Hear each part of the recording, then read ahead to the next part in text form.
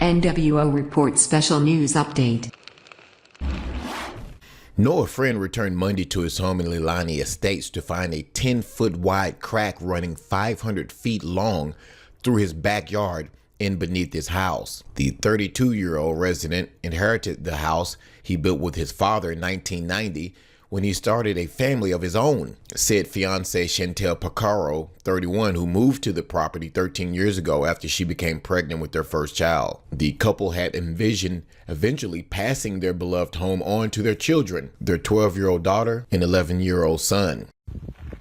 Here's the other side of the house, just a tad damaged.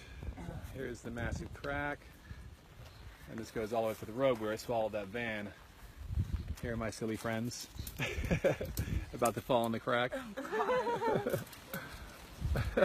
The home of their neighbor, Tam Hunt, is still standing, though he can no longer live in the house he bought for $335,000 in April of 2017. The crack runs from his backyard into the couple's property and across the street, he said.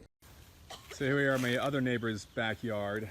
They have a massive crack system, and the house is literally falling into that crack system here.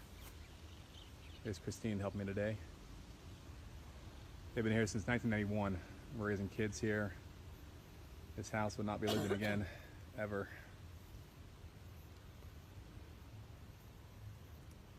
This is certainly a catastrophic event unfolding in Hawaii. When do you think this volcano eruption will end? Leave your comments below this video. Thanks for watching.